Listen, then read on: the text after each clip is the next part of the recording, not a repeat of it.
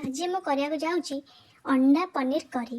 ତ ସେଥିପାଇଁ ମୁଁ 4ଟା ଅଣ୍ଡା ନେଇଛି, କାରଣ ଆମେ 2 ଜଣ ଅଛୁ, ତ ସେଥିପାଇଁ ମୁଁ 4ଟା ଅଣ୍ଡା ନେଇଛି। ଆପଣମାନେ ଚାହିଁଲେ ବି ପୁଳାଏ ଅଣ୍ଡା ନେଇ କରିପାରିବେ, ଏଥିରେ କିଛି ନାହିଁ।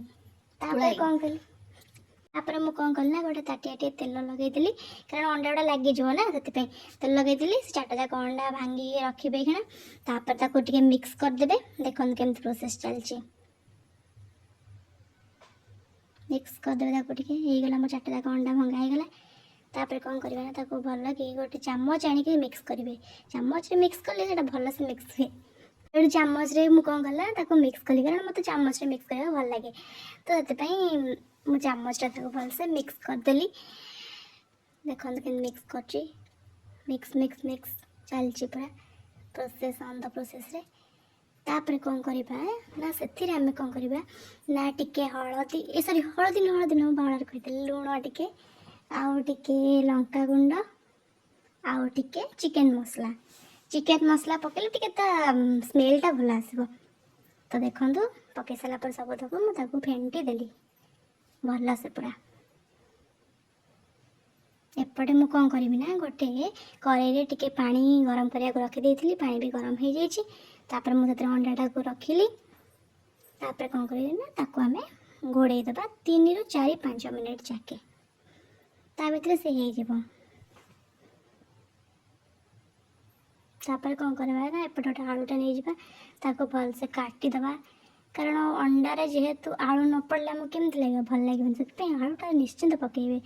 सेटा आलूटा गोटे अलग प्रकार टेस्ट थाए। ये मु बसिक सब आलू काटुची भल साइज रे सब काटिदेवे आलू गुड़ाक छोट छोट पीस करेंगे। तापर ताको मु गोटे ताको मु नहीं गले धोयापे।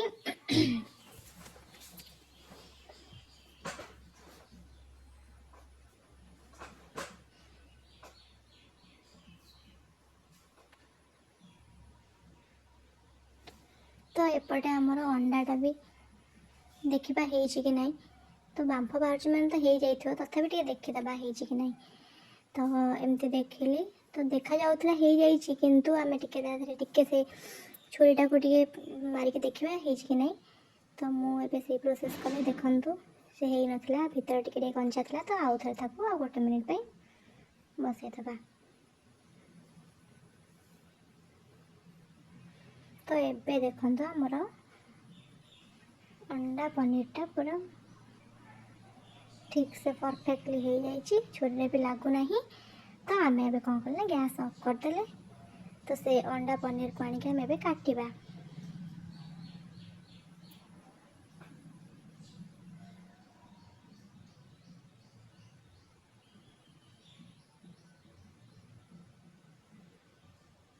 तो ये मुझे कौन कर 2टा पियाज नहीं, 2टा पियाज नहीं, गोटे बड़ टिके आ गोटे टे छोट। तो 4टा अंडा हो 2टा पियाज ने चलो।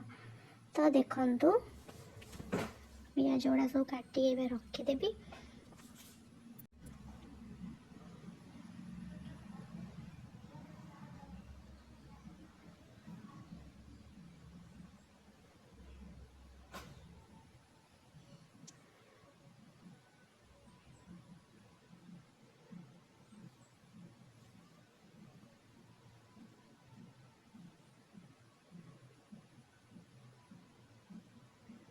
तो देखो ये मो पियाज गुड़ा कि साइज रे काटुची।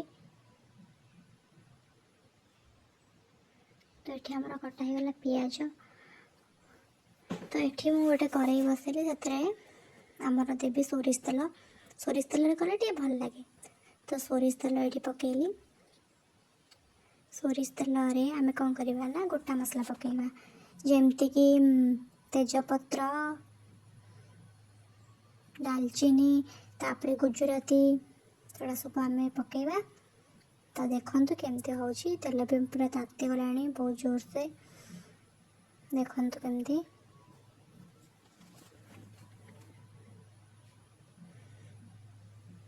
तापर आम कौन करना गोटा मसला गुड़ा पकईदबा।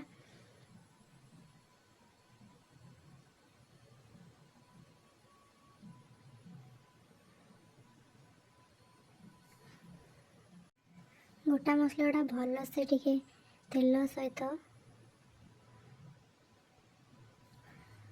भाजी ହେଇଗଲା ଭଳିଆ ହେଲେ ଆମେ ଏଥିରେ କ'ଣ କରିବା ନା ଯେଉଁ କାଟିକି ପିଆଜ ଗୁଡ଼ା ରଖିଥିଲେ ତ ତାକୁ ଆମେ ପକାଇବା।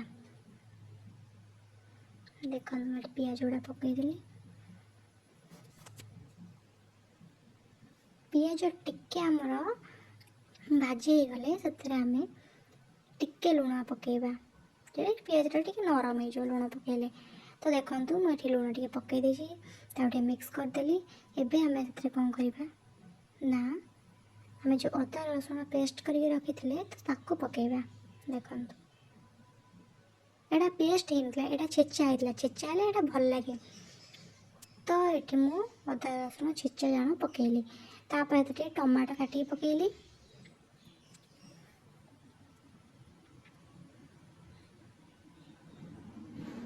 ଟମାଟୋ କାଟିକି ପକାଇଲି ତ ଟମାଟୋ ଟିକେ ମିଶିଗଲେ ଆମେ ସେଥିରେ କ'ଣ କରିବା ନା ଲଙ୍କା ଗୁଣ୍ଡ, ହଳଦୀ ଗୁଣ୍ଡ, ତାପରେ ଚିକେନ୍ ମସଲା, ଡାଲଚିନି ପାଉଡ଼ର, ଧନିଆ ପାଉଡ଼ର, ଜିରା ପାଉଡ଼ର ସବୁ ପକାଇଦେବେ। ତାପରେ ଗୋଟେ ଗୁଜୁରାତି ପକାଇଦେବେ। ଆଳୁ ପକାଇ ଦେଇଛି। ତାପରେ ତାକୁ କ'ଣ କଲି ନା ପାଣି ଦେଇକି ଫୁଟାଇବା ପାଇଁ ଛାଡ଼ିଦେଲି। ଏବେ ଆମର ଫୁଟିଆ ହେଇସାରିଲା ପରେ ଆମେ ଏଥିରେ କ'ଣ କରିବା ନା ପନିର ପକାଇଦେବା। ପନିର ମାନେ ଆମେ ଯେଉଁଟା ଅଣ୍ଡାରେ ଯେଉଁ ପନିର ବନେଇଥିଲେ ତାକୁ ତ ଆମେ ଯେଉଁଟା ପକାଇଲେ ତ ଦେଖନ୍ତୁ ପକାଇ ସାରିଲା ପରେ ଆମେ ତାକୁ ଟିକେ ମିକ୍ସ କରିଦେଇକି ତାକୁ 3 ରୁ 4 ମିନିଟ୍ ଫୁଟାଇବାକୁ ଛାଡ଼ିଦେବା। ତ ଏବେ ଦେଖନ୍ତୁ ଅଣ୍ଡା ପନିର କରି ଏବେ ରେଡ଼ି ଆମର। ତ ସେଥିରେ ଆମେ କ'ଣ କରିବା ନା ଟିକେ ଗରମ ମସଲା ପକାଇବା, ଟିକେ ଗରମ ମସଲା ଆଉ ତା ସହିତ ଟିକେ ଆମେ ପକାଇବା ଧନିଆ ପତ୍ର ଯେଉଁ ଅଛି ତାକୁ ଆମେ କାଟିକି ପକାଇଦେବା। ତ ଧନିଆ ପତ୍ରର ଗୋଟେ ଭଲ ଫ୍ଲେଭର୍ ଆସେ ତ ସେଥିପାଇଁ ପକାଇଦେବା ଟିକେ। ତ ଦ୍ୟାଟ୍ସ ଇଟ୍।